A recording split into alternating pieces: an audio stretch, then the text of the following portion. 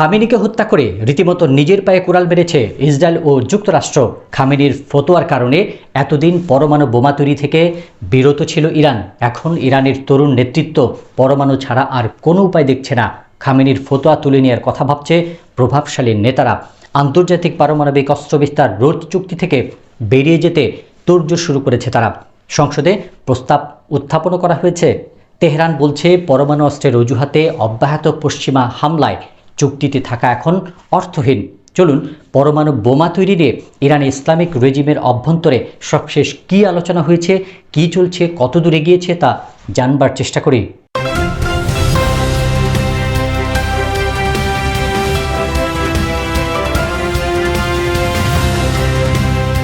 Israel সহ অনেক বিশ্লেষক বলছিলেন ইরান চাইলে কয়েক মাসের মধ্যেই পরমাণু অস্ত্র বানাতে পারে। বিভিন্ন প্রতিবেদনে বলা হয় 2024 সালের প্রথম দিক থেকেই ইরানের কাছে অন্তত 3টি পারমাণবিক অস্ত্র তৈরির পর্যাপ্ত উপকরণ রয়েছে। জাতিসংঘের পরমাণু নজরদারি সংস্থা আন্তর্জাতিক আণবিক শক্তি IAEA জানিয়েছে ইরানের কাছে বর্তমানে 400 কেজিরও বেশি ইউরেনিয়াম আছে, যা 7% মাত্রায় সমৃদ্ধ।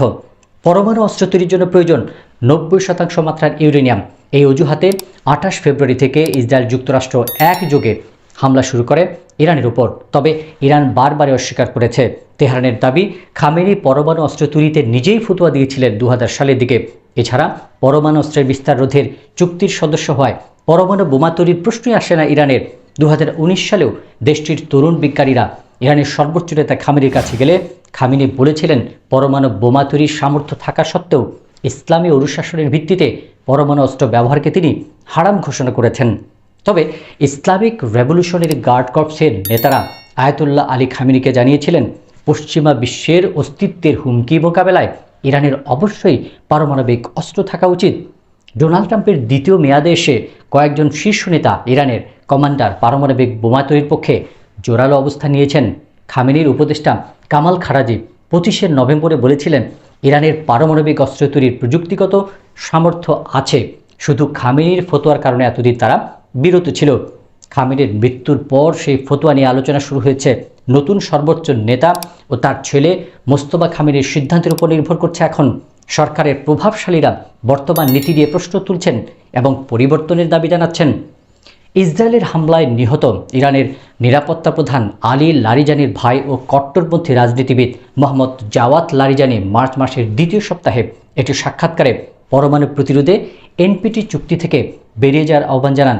গত 7 মার্চ শুক্রবার সামাজিক যোগাযোগ মাধ্যমে এক্সে ইরানের সংসদীয় নিরাপত্তা কমিটির মুখপাত্র ইব্রাহিম রেজাই বলেন, এই আন্তর্জাতিক চুক্তির অংশ থাকা এখন ইরানের কোনো কাজে আসছে না।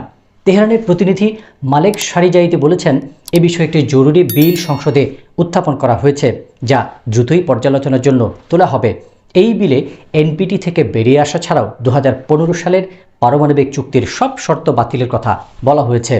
এর বদলে সাংহাই কোঅপারেশন অর্গানাইজেশন ও ব্রিক্সের মতো বন্ধুপ্রতিম দেশগুলির সঙ্গে পারমাণবিক প্রযুক্তির উন্নয়নে চুক্তির প্রস্তাব করা হয়েছে। তবে এই বিল সংসদে পাশ হলেও তা কার্যকর করতে ইরানের ক্ষমতাধর গার্ডিয়ান কাউন্সিলের অনুমোদন প্রয়োজন হবে। বিশ্লেষকরা বলছেন ইসলামী প্রজাতন্ত্র ইরানের সরাসরি পরমাণু অস্ত্র তৈরির লক্ষ্য কখনোই ছিল না, কারণ এতে আন্তর্জাতিক মহলে তাদের একঘরে হয়ে যাওয়ার ভয় ছিল। কিন্তু এখন সেই পরিস্থিতি নেই। চীন, রাশিয়া ও উত্তর কোরিয়া ভালো করেই ইরানের ছায়াসঙ্গী হয়ে আছে। পাকিস্তানও মৌন সমর্থন দিচ্ছে। পরমাণু ছাড়া ইরানের বাঁচার উপায় নেই। তবে এ ধরনের পদক্ষেপ নেওয়া কতটা বুদ্ধিমানের কাজ হবে তা নিয়ে IRGCর কট্টরপন্থী নেতৃত্ব ও জ্যেষ্ঠ রাজনীতিবিদদের মধ্যে এখনও মতবিরোধ চলছে। জাতীয় ও আন্তর্জাতিক রাজনীতি, ভূরাজনীতি ও অর্থনীতি, কূটনীতির খবরের বিশ্লেষণ নিয়ে এপি নিউজ আছে আপনার সাথে।